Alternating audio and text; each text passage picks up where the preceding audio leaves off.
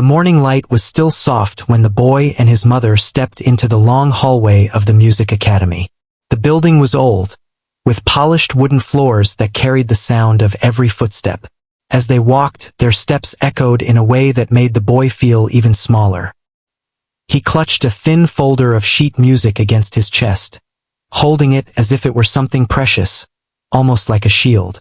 His mother kept a gentle hand on his shoulder, trying to guide him forward without making him feel pushed. She whispered to him from time to time, but he only nodded silently, too nervous to speak. They were early, yet the place was already busy. Older students stood in groups, talking with excitement about their auditions. Some carried new-looking instruments, some practiced their pieces in corners, and others stretched their fingers like athletes preparing for a race. The boy quietly observed them and felt his heart drop. Everyone seemed confident, tall, prepared. He felt none of those things. His stomach twisted as he wondered whether he even belonged here. His mother noticed his uneasy expression and bent a little to meet his eyes. She gave him a warm smile, the kind that had always made him feel safe, and said softly that he should just do his best. He didn't answer. Instead, he looked at the floor, as though the words might slip away if he made a sound. When they finally reached the registration table, the woman sitting behind it handed them a number tag. She looked at the boy in the calm, practiced way of someone who had seen hundreds of nervous faces that morning. She asked his name, wrote it down, and told him to wait outside the audition hall until they called for him. His mother thanked her, and they walked down the hallway again until they found an empty bench. The boy sat down, legs dangling above the floor, his sheet music still pressed against him. He wasn't sure what scared him more: the idea of playing in front of strangers or the possibility of disappointing his mother. She had worked hard, saved money where she could, and traveled across the city just to bring him here. She believed in him more than he believed in himself. That thought alone made his throat tighten. He heard the doors of the audition hall open from time to time. Younger kids came out looking relieved, while older ones walked out with forced smiles and stiff backs. Some parents clapped with joy, others hugged their children quietly, and some just exchanged a silent look of understanding. It was the kind of moment that carried a mixture of hope, fear, and pride. As the boy waited, he looked at the old music sheets in his hands. They were not printed on clean white paper like the others he saw around him. His pages were worn and slightly yellow at the edges, marked with penciled notes written in a neat hand, notes made by his grandfather. It was the same music they used to practice together in the small room behind his grandfather's shop. The piano there had been old, a little out of tune, and had a few chipped keys, but it had been his world. His grandfather had taught him with patience, always reminding him that music was not about showing off, but about feeling. The boy missed those afternoons. He wished his grandfather were here today, standing beside him and telling him that everything would be all right. But life had changed, and now he was here, facing a room full of judges who knew nothing about him. The doors to the hall opened again. This time, a tall assistant stepped out holding a clipboard. He called out numbers with a firm voice that carried easily down the hallway. The boy startled when he heard his own number. His mother squeezed his hand gently and told him to take a deep breath. He obeyed, though it didn't make the nervousness go away. Still, he stood up because he knew he couldn't back out now. They walked together to the door until the assistant waved the boy inside. His mother had to stay outside, so she leaned down and whispered one last piece of encouragement. The boy nodded once more, this time more firmly, and stepped into the audition room alone. The hall was large, with a wooden stage at the front and rows of chairs behind long tables where the judges sat. At the center of the stage was a polished grand piano, its black surface shining under the warm lights. The boy's heart skipped a beat when he saw it. It was the kind of piano he had only seen in pictures. The director sat among the judges, a man with sharp eyes and a habit of tapping his fingers on the table. He looked at the boy as though he were assessing a puzzle. The boy noticed the man's eyebrows rise slightly when he saw how young he was. A few of the other judges exchanged glances as well. One of them asked for his sheet music. The boy stepped forward and handed it over carefully. As the judge inspected the worn pages, The director leaned back in his chair, letting out a small laugh. It wasn't cruel, but it carried a hint of disbelief. He made a joking comment about how tiny the boy looked behind the piano, and then almost playfully he added, "If he plays the piano, I'll kneel right here." Some of the judges smiled, and a few people sitting near the back chuckled. The boy heard the laughter echo through the room, and for a moment, it stung. He felt the heat rise in his cheeks, and he stared at the floor so no one would see. He didn't understand why adults sometimes said things without realizing how deeply they could hurt. The director waved his hand and told the boy to take his place at the piano. The boy nodded and walked slowly toward the stage. The steps felt tall and the distance felt longer than it was. When he finally reached the piano stool, he sat down carefully, trying to steady his breathing. From where he sat, he could see the judges clearly. Their faces were calm, professional, expectant. The boy placed his hands on his lap and closed his eyes for a brief second. He remembered the quiet afternoons with his grandfather, the sound of birds outside the window, the way his grandfather would smile when he finally played a difficult part correctly. Those memories gave him a little courage. He lifted the fallboard, revealing the keys. They gleamed under the lights. He ran his fingertips across them, feeling the cool smoothness. For a moment, he forgot about the people watching him. The piano felt familiar, like a friend. He took one more deep breath. His hands hovered above the keys. The room grew still, and even the faint shuffling of papers behind him stopped. He could feel all eyes on him, waiting. At that moment, the boy wasn't thinking about the director's laughter or the heavy expectations of the judges. He wasn't thinking about the fear that had followed him all morning. He was thinking only about the music, about the notes his grandfather had once taught him, the gentle rhythm, and the feeling behind every simple sound. When he finally pressed the first key, the note rang out clear and pure. The sound filled the room, soft but steady. The boy felt a small spark of confidence, enough to guide him to the next note, and then the next. Slowly, the melody began to grow, and as the second note echoed, a quiet shift moved through the room. The judges leaned forward. The director stopped tapping his fingers. The faint smiles faded from their faces. The boy didn't see any of this. He was too focused on the keys under his hands, too lost in the music to notice the disbelief already forming in the room. His audition had only just begun, but it was already clear that nothing about it would be what anyone expected. The room remained completely still after the boy played his first notes, as if the sound itself had surprised everyone into silence. He didn't open his eyes yet. He stayed focused on the keys, letting his fingertips sense every shift in the melody. He breathed slowly, trying not to think about the people watching him. The piano felt warm under the stage lights, and the sound filled the wide hall in a way that made him feel like he was playing inside a dream. For a moment, he forgot he was at an audition. He didn't think about the director who had laughed at him or the judges who had doubted him the moment he walked in. He didn't even think about the long hallway where he had waited nervously with his mother. All he could think about was the music, the small details his grandfather had taught him, how to let the notes rise like a whisper, how to let them fall gently like a sigh, how to make the piano sound like it was speaking. The boy's hands moved slowly at first, then with more confidence. His back straightened naturally, and his shoulders relaxed.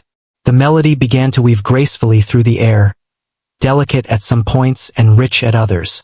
It was a piece many older students avoided because it required more feeling than technique. But for the boy, it was the piece he knew best, the one he had played over and over until it became a part of him. A soft wave of surprise passed through the judges' table.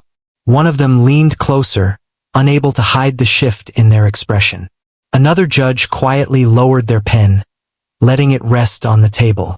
The director stopped his casual tapping and stared, not blinking for a long moment. His earlier amusement slowly faded from his eyes. No one had expected this. Not from someone so small, so nervous, and holding such worn pages of music. The boy still didn't open his eyes. He let the music guide him through every rise and fall of the melody. He remembered how his grandfather used to sit beside him and quietly tap the beat with the tip of his finger. He remembered the small smile that appeared whenever he finally got a phrase right. The memory made his chest tighten, but it also gave him strength. Outside the hall, his mother stood with her hands clasped together.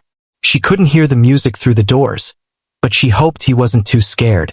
She whispered small prayers under her breath, wishing someone in that room would see the talent she had always seen.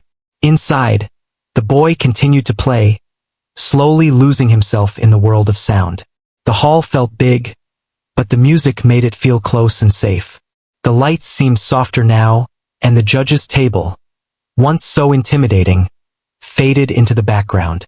Even the director, who had chuckled moments before, now sat up straight, his lips pressed tightly together as he watched the boy play like he was witnessing something impossible. As the melody moved into its next section, the boy's hands danced across the keys with more certainty. His fingers glided lightly, as though they knew exactly where to go before he even touched the keys. His breathing matched the rhythm of the music, rising and falling in harmony with the notes. The assistant near the door, who had been distracted and scrolling on his device earlier, now watched with full attention. A few other staff members who had been working quietly in the back glanced up, their eyes widening when they realized who was playing. Even students waiting outside the hall had gone still, sensing something different in the atmosphere. The melody shifted again, becoming slightly more emotional. The boy's shoulders lifted gently as he brought more feeling into it. He played the notes softly at first, like a whisper, but each one carried a quiet depth that reached through the room. The judges felt something they hadn't expected to feel during a long day of mechanical, rehearsed auditions. The director leaned back, staring carefully, trying to understand how such a young child could play with so much emotion. He folded his arms, then unfolded them, an unusual gesture for someone known to stay composed. A faint crease formed between his eyebrows. He had worked with students for years, and he rarely saw this level of natural connection to the instrument. As the boy approached the most difficult part of the piece, he took a slow breath and let his fingers settle into place. His hands moved gracefully, blending strength and gentleness in perfect balance. It was the part his grandfather had always said was the heart of the piece, the section that revealed who the player truly was. And the boy played it with a sincerity that felt almost like a conversation. The sound grew warmer, deeper. It wasn't loud, but it carried a weight that traveled across the hall. The judges exchanged subtle glances. The director's eyes softened just enough for his surprise to be visible. Not one person in the room moved. Even the slow ticking of the wall clock seemed to blur into the background. The boy still didn't look up. His small hands shaped each note with care, letting the melody drift gently toward its ending. The hall remained silent except for the music, which wrapped around every corner of the room. It felt as though time had slowed down just to let him finish. As the last few notes floated softly through the air, a quiet warmth settled over the room. The boy let his hands rest on the keys for a moment before slowly lifting them. His heart pounded inside his chest. He wasn't sure if he had made mistakes. He wasn't sure if he had played too softly or too slowly. He only knew that he had given everything he had. He finally opened his eyes. The room looked completely different now. The judges weren't writing or whispering or flipping papers like they had been earlier. They were staring at him, their expressions somewhere between shock and admiration. The director, who had been the first to laugh at the boy, sat frozen in his chair, as if unable to understand what he had just witnessed. The boy swallowed nervously, unsure of what to do next. He placed his hands in his lap and waited. The silence stretched on for a few long seconds. Seconds that felt heavier than the entire performance. One of the judges finally leaned forward and asked softly, almost gently, where he had learned to play like that. The boy hesitated, his voice small but steady when he answered. He said he had learned in a little room behind his grandfather's shop. The judge's expressions softened even more. The director blinked, breaking the stillness in his face. And for the first time that day, he didn't look like a strict leader or someone hard to impress. He simply looked stunned. The boy stood up slowly from the piano bench. His legs trembled, not from fear now, but from the heavy energy left in him after the performance. He bowed lightly toward the judges out of respect, just as his grandfather had taught him. When he stepped down from the stage, he noticed the small shifts in the room, the way the assistant stood straighter, the way one judge smiled faintly, the way the director leaned slightly forward as if following every step the boy took. The boy walked toward the door, still unsure whether he had done well or whether he had embarrassed himself. His heart beat loudly in his chest. All he wanted now was to see his mother. As he pushed open the audition hall doors, the sound of the piano still echoed softly in his mind. He didn't know what the judges thought. He didn't know what the director thought. He only knew that he had played with all the love and memory he had inside him. When he stepped into the hallway, his mother immediately looked up. Her eyes searched his face quickly, worried, hopeful, anxious. He didn't have the words to explain what had happened inside. But she saw something in his expression. It wasn't fear. It wasn't sadness. It was something lighter, something almost like peace. And for the first time that morning, she felt a quiet certainty grow inside her. Something important had just happened in that room. Something none of them had expected. The hallway outside the audition room felt brighter when the boy walked out, even though the lights were the same as before. His mother stood up the second she saw him, her hands still clasped tightly together. She searched his face, trying to read what had happened inside. He didn't say anything right away, but the slight calmness in his eyes eased her worries a little. She gently brushed the hair from his forehead and told him he did well, no matter what. He gave her a small nod, the kind of nod that carried more emotion than words ever could. Inside the hall, the judges were still quiet. Papers lay untouched on the table. Pens stayed still. The sound of the boy's final notes lingered in the air, almost like an echo that refused to fade. It created a strange silence around them, one that none of them wanted to break too quickly. The director, usually quick to move on to the next performer, sat frozen for a moment. His earlier amusement felt embarrassing now, though his face tried not to show it. He had judged countless auditions over the years.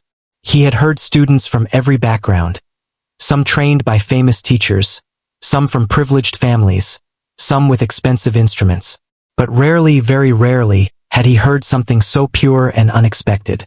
He didn't know whether to question himself or simply accept that a young child had just humbled the entire room. One of the judges finally leaned back in their chair and let out a breath, shaking their heads softly. Another whispered something about raw talent. The assistant near the door exchanged a glance with one of the staff members.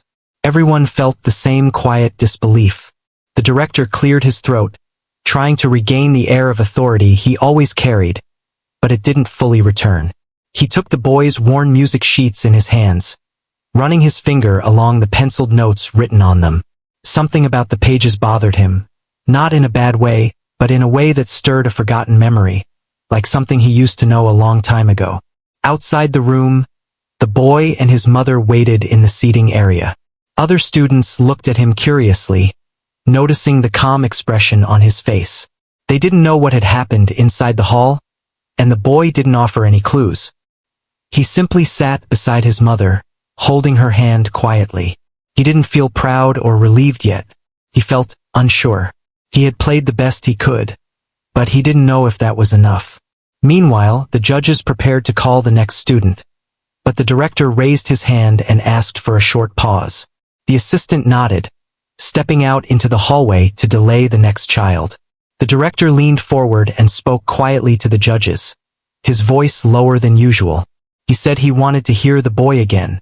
The judges exchanged surprised looks. It was unusual for a director to request a second listen, especially during busy auditions. But none of them objected. They felt the same strange pull to understand what they had just heard. The assistant stepped back into the room and nodded. He walked out into the hallway again. The boy looked up nervously when he saw the assistant coming toward him. His mother squeezed his hand gently. The assistant crouched beside the boy and asked him politely to return to the hall. His mother bit her lip, unsure whether it was good news or bad, but she helped him stand. She brushed off his shirt and told him to stay calm. The boy nodded again, his heart beating a bit faster than before. He stepped into the audition hall for the second time that morning. This time, the atmosphere felt different.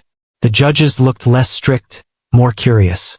The director, who had once chuckled at him, now watched him with a seriousness the boy hadn't seen earlier. The boy walked back onto the stage slowly, wondering if he had done something wrong. The director spoke to him gently, so gently that even the judges were surprised. He asked the boy if he could play the last part of the piece again. The boy blinked, uncertain why, but he nodded without hesitation.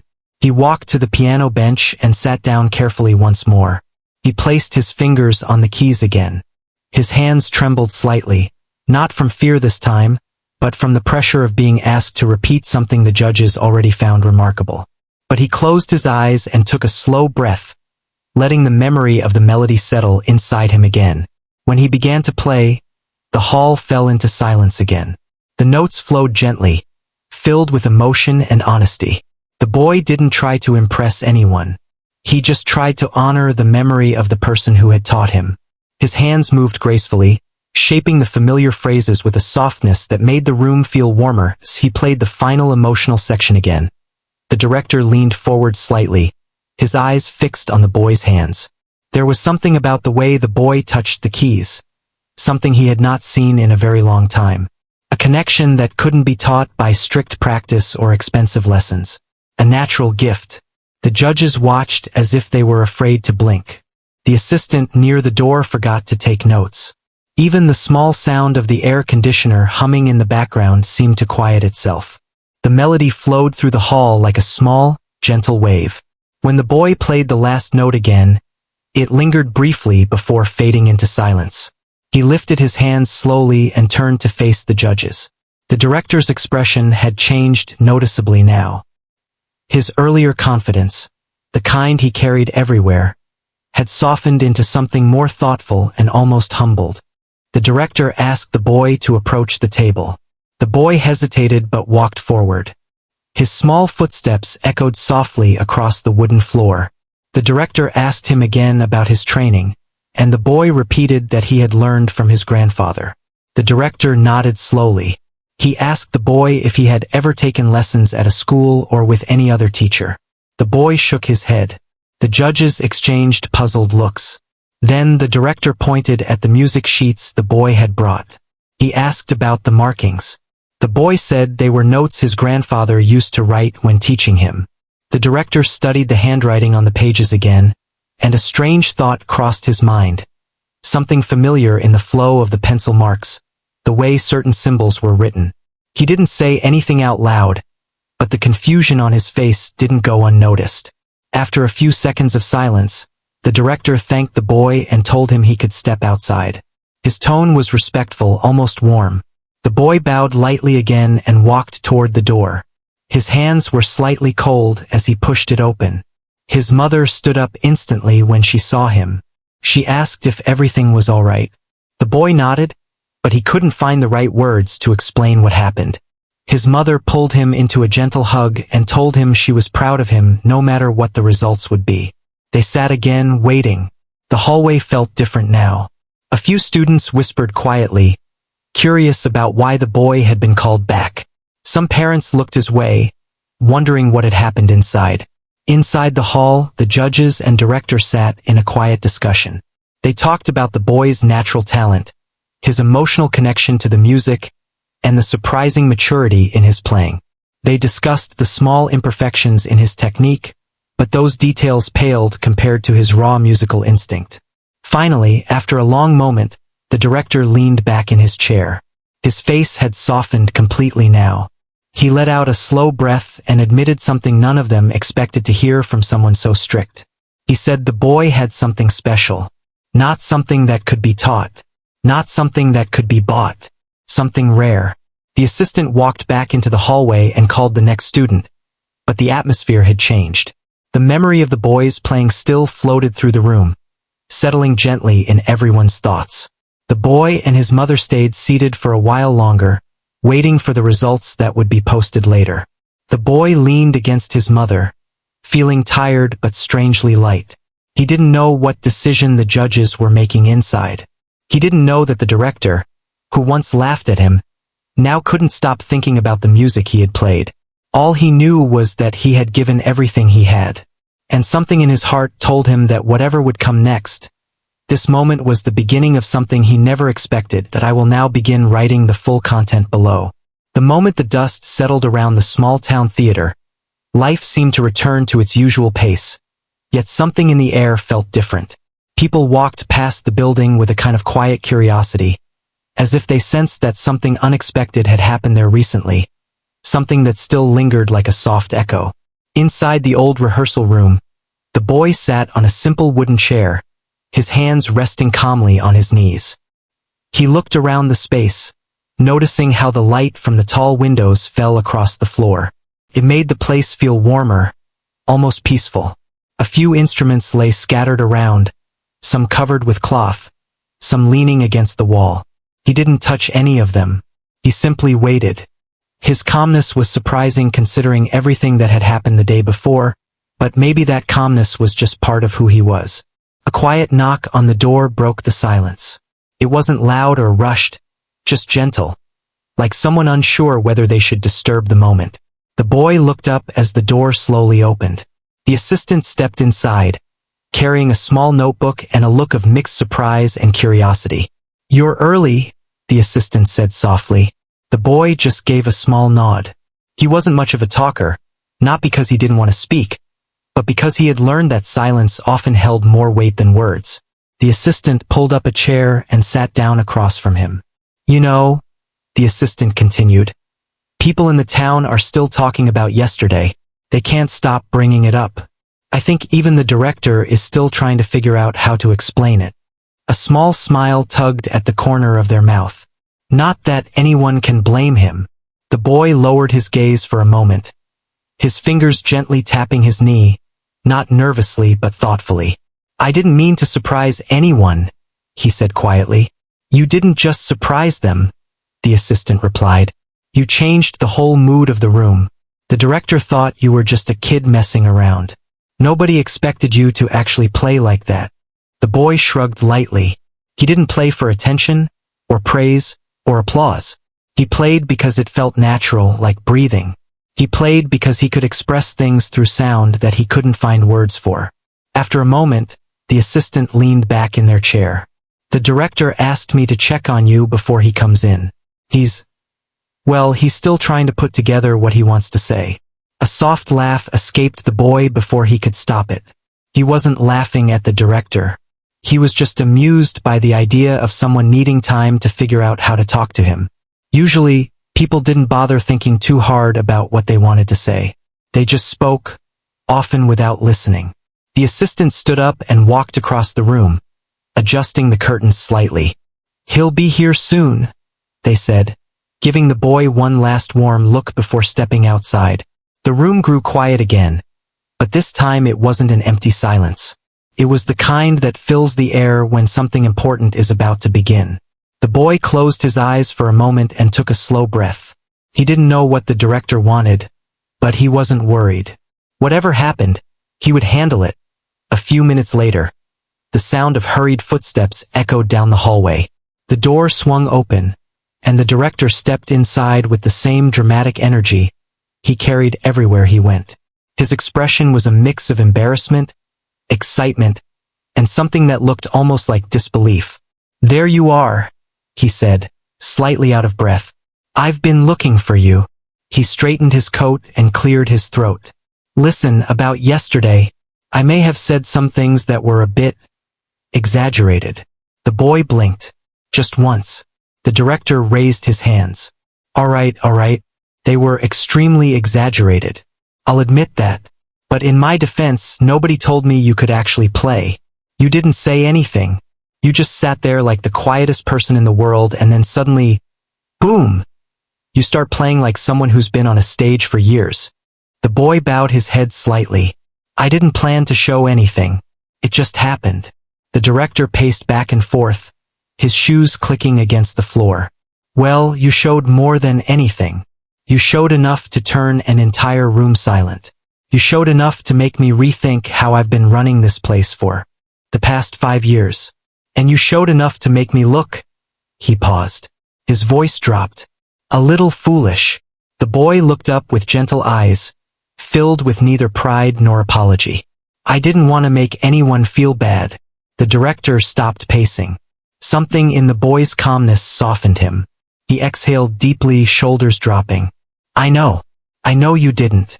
He walked over and sat in the chair that the assistant had used earlier. Look, let's just talk. No drama, no shouting, no jokes about kneeling. He rubbed his forehead. Especially no more of that. A faint smile touched the boy's lips. The director leaned forward. Where did you learn to play like that? Who taught you? Was it someone in your family? The boy shook his head. No one taught me. No one. The director's eyebrows shot up. The boy hesitated, searching for the right words. I just listened. And then I tried. And then I kept trying until the sounds felt right. The director stared at him for a long moment. Not judging, just thinking. You mean, you learned by yourself? The boy nodded. The director leaned back, letting out a long breath. Well, that explains why your style is so natural. It's not copied from anyone. He paused. It's yours. The boy didn't know what to say to that, so he stayed quiet. The director tapped his fingers on the edge of his chair. I'll be honest with you. What you did yesterday, it wasn't normal. And I don't mean that in a bad way. I mean it in a way that makes me wonder if you even understand how rare your talent is. The boy shifted slightly, uncomfortable with the attention. Don't worry, the director added quickly. I'm not trying to overwhelm you. I just want to be straightforward. I think you could do something special here. The boy raised his eyes. Special? Yes, something real. Something that could change things for you, and maybe even for this place. The boy's curiosity deepened. What do you want me to do? The director smiled, but not in his usual loud, dramatic way. The smile was softer, more sincere. I want you to play, he said. Not for me, not for the town, for yourself. And if you're willing, maybe for an audience someday. The boy felt a warm tightness in his chest. He wasn't sure how he felt about performing. The idea of standing in front of a room full of people made him uneasy. But the idea of sharing something that mattered to him, that was different. Before he could respond, the assistant returned with a small tray holding 2 cups of warm tea. They placed it gently on a side table and stepped back, their smile encouraging. The boy glanced at the steaming cup, then at the director, then back at his hands. He thought about all the times he played alone, all the evenings when music filled the small room he lived in, all the feelings he kept hidden except in sound. Finally, he whispered, I can try. The director's face lit up, not with excitement, but with relief. Good. That's all I wanted to hear. The assistant clapped their hands softly. I'll help set everything up. Whatever you need. The boy nodded gratefully. The director rose from his chair and stretched. We'll take it slow. No pressure. Today we'll just explore. Get a sense of what you like to play. Tomorrow we'll see where it goes. The boy felt something settle in his heart. A kind of quiet courage he didn't know he had. As the afternoon light warmed the room and the 3 of them prepared for their next step, he realized something important. This wasn't just about music anymore. It was about finding a place where he could belong. And for the first time, he felt like he might be getting close. The hall was still quiet even after the boy lifted his hands from the piano keys. For a moment, no one seemed to know how to react. It was as if the sound of the last note was still floating in the air, holding everyone in place. People looked at each other, their eyes wide, trying to understand what they had just witnessed. Some had their mouths slightly open, and others had their hands pressed against their chest, feeling the emotions the music had left behind. The boy stayed seated, frozen in place. He wasn't sure if he had done something wrong or something right. He only knew that he had played with all the heart he had. The director, who had made the bold joke earlier, sat stiffly in his chair. His usual confident smile was nowhere to be seen. His eyes were locked onto the boy, and his face showed a mix of surprise, disbelief, and something close to respect. Then someone in the audience clapped once. Another person followed, and in just a few seconds, the whole hall was filled with loud, warm applause. The boy's eyes widened from shock. He wasn't used to that kind of response, Not from strangers, and certainly not from a room full of judges and trained musicians. Some people even stood up, clapping with a kind of excitement you would expect only in big concerts. The boy's mother had her hands over her mouth. Tears rolled down her cheeks because she had never seen her child receive such an honor. All the years of practice, the nights of learning songs piece by piece, and all the moments when they had only each other, it all came rushing back to her. The director finally got up from his seat. His steps were slow, as if his body was still processing what had just happened. The applause continued, but people were also watching him, curious to see how he would react after his earlier joke. He walked toward the boy, who remained sitting on the piano bench, unsure of what to do. When the director reached him, he didn't speak at first. He just stood there, his eyes soft, almost emotional. Then he slowly bent down and knelt on the floor beside the piano. A few people gasped. Others whispered to each other, unable to believe the director was actually keeping his word. The boy blinked in confusion. He didn't know why the director was on his knees. The director looked up at him and gave a small smile. "I said I would kneel," he said softly, "and you earned it." His voice didn't carry the usual sharpness or authority. Instead, it was full of genuine respect. The room fell silent again. People watched with admiration. Some even felt touched, knowing that the director was not the type to admit he was wrong so openly. But he wasn't doing this to look good. He was doing it because the boy's music had reached him in a way he had not felt in years. The boy finally stood up, unsure if he should help the director or thank him. He didn't know the right thing to do in such a moment. The director noticed his confusion and gently stood up again. "You played with more feeling than many adults," he said. "That takes more than skill. It takes a heart that understands what music is really about." The boy lowered his eyes, shy but grateful. The director placed a hand on his shoulder. "Who taught you to play like that?" he asked. The boy paused, his voice quiet. "My grandfather. He taught me everything." The director nodded slowly. "He must have been a wonderful teacher. He left a gift in your hands. And you shared that gift with all of us today." The boy swallowed, feeling emotional at the mention of his grandfather. The director didn't push for more details. He simply gave the boy a moment. Then he turned toward the audience. "Everyone," he said, raising his voice slightly, "you've just witnessed something rare. Talent like this doesn't walk in here every day." This boy didn't just play the piano. He brought the music to life. The hall filled with claps again, louder and more enthusiastic than before. The director looked at the other judges, who nodded in agreement. One of them even gave the boy a thumbs up. The boy's mother wiped her tears, feeling proud beyond words. A few of the older students approached the boy after the applause died down. They weren't jealous or annoyed. They were amazed. One of them said, "We've been playing for years, and I've never heard something like that." Another added, "You didn't look scared at all, but your music felt so honest. It made us feel something." The boy felt his cheeks warm. He wasn't used to praise from strangers, especially those older than him. He nodded quietly, thankful but unsure how to respond. The director came back with a small folder. "I want you to take this home," he said, handing it to the boy. "Inside is an invitation to join our academy. Not just for today's performance, but because you have something that can't be taught. Something special." The boy looked down at the folder, then up at the director, then at his mother. His mother was speechless. She touched the folder gently, as if afraid it might disappear. "We would be honored to guide you," the director said. "But more importantly, we want to see how far your music can go. You have a long road ahead, but it's a bright one." The boy's mother finally spoke, her voice shaky. "Thank you. Thank you so much." She held her child close for a moment.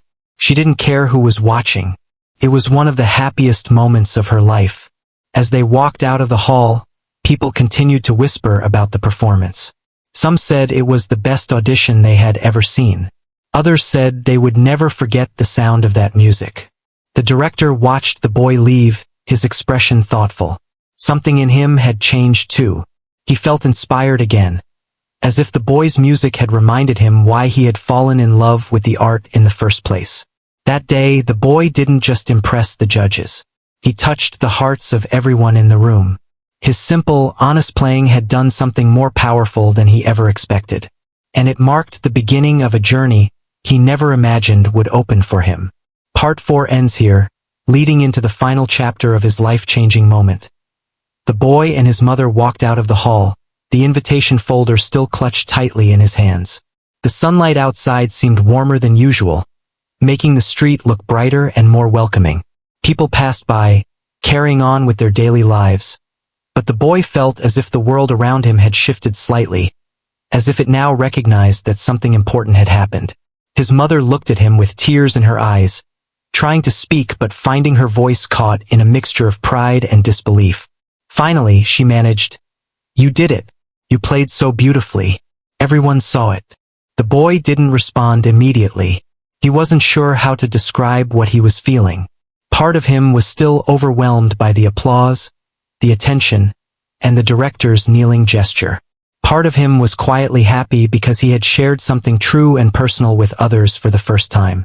He nodded slowly, a small smile appearing on his face. They walked to the small cafe across the street, where they often stopped on mornings like this. The boy sat by the window, looking outside as people hurried by. He felt a strange mix of excitement and nervousness. The invitation from the academy was more than just an offer to study. It was a chance to change his life. He had never imagined a moment like this, yet here it was. His mother reached across the table and gently held his hand. "Do you want to go?" she asked softly.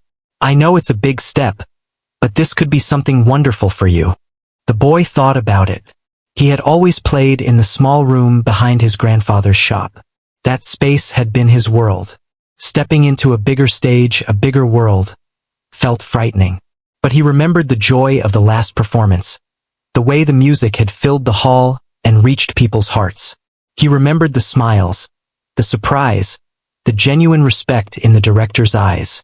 That feeling, the connection he had created, was something he wanted to explore more. "I want to try," he said quietly.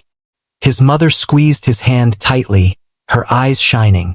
"Then we'll do it together, every step of the way." In the days that followed, the boy began his journey at the academy. It was a new world filled with instruments, music sheets, and other students who were talented in ways he had never seen. First, it was intimidating. The rooms were large, the pianos were new, and the teachers spoke in ways that sometimes felt complex and overwhelming. But the boy approached each lesson with curiosity and patience. He remembered how his grandfather had taught him to listen carefully, to feel the music, and to practice with intention. The director, who had been stern and sarcastic before, became a mentor of sorts. He guided the boy with encouragement rather than strict criticism, giving him challenges that were difficult but rewarding. The boy learned to play more complex pieces, exploring different styles and techniques. Yet he never lost the simplicity and honesty in his playing. Each note he played continued to carry the emotion and sincerity that had impressed everyone in the audition. Over time, the boy participated in small performances at the academy. He started with a few friends and teachers in the room, then gradually larger audiences. Each time he played, he remembered the feeling of the first audition, the nervousness, the silence, the moment the music spoke for him. Those memories gave him confidence, helping him stay grounded even when he felt overwhelmed. The director watched the boy's progress with quiet pride. He had seen many students come and go, but few had the combination of raw talent and emotional connection that this boy had. The performances began to attract attention outside the academy as well. Parents, music lovers, and even journalists came to hear him play. Yet the boy remained humble, focusing on the music itself rather than the praise. At home, his mother noticed the changes in him. He seemed more confident, more assured in his steps. He still had moments of shyness, especially when meeting new people, but he carried himself with a quiet strength. She remembered the day of the audition, the way the director had knelt, and she realized that moment had been the first in a series of experiences that would shape him not just as a musician but as a person. The boy also began to meet other students who were equally passionate about music. Some were older, some younger, some had been trained in famous schools, and others had a story like his, learning from family or by themselves. They shared pieces, exchanged tips, and sometimes played duets. The boy discovered that collaboration was different from solo practice. It required listening to others, blending sounds, and understanding rhythms beyond his own fingers. But he loved the challenge and learned quickly, adapting without losing his own style. Months passed, and his performances grew more confident. The first small audiences became larger, the applause louder, the invitations to perform more frequent. Yet each time he reminded himself to stay true to the music, to play from the heart rather than for recognition. He remembered his grandfather's words. Music was not about showing off, it was about connecting. One evening, after a long day of practice, the boy sat by the piano in the academy's empty hall. The lights were dim, the room quiet, and he felt a sense of peace. He played softly, letting the melody flow gently. Each note was filled with memory, emotion, and hope. He thought about the first audition, the director's laughter, and the moment he had made someone kneel, not out of submission, but out of respect for the music. His mother, who had stayed to watch for a few moments, walked in quietly and sat beside him. She didn't interrupt, just listened as the boy played. When he finished, he didn't look at her immediately. He just exhaled slowly, feeling the music still linger inside him. She reached over and held his hand. "I'm so proud of you," she said softly. "You didn't just play the piano. You shared your heart. And you've changed your world because of it." The boy smiled gently. "I couldn't have done it without you," he replied. From that day on, his life continued to grow in ways he had never imagined. He performed at local events, entered competitions, and even traveled for concerts. Each performance was a new opportunity to connect, to share, and to explore the depths of his gift. The director remained a guiding presence, offering advice, encouragement, and sometimes a little humor to keep him grounded. The boy never forgot the small room behind his grandfather's shop, the worn music sheets, and the gentle lessons that had formed the foundation of his talent. No matter how far he went, he remembered that the most important thing was not the applause, the accolades, or the invitations. It was the music itself, and the way it could touch hearts. Years later, the boy, now a young musician, looked back on the day of the audition. He remembered the moment the director laughed, the moment the first note left the piano, and the moment respect and admiration replaced doubt. It had been the beginning of everything, a turning point that shaped not just his career, but the person he had become. He had learned that courage, honesty, and love for what you do could open doors in ways nothing else could. And he had learned that even a small act, a melody played from the heart, could change a room, a life, and maybe even the world around you.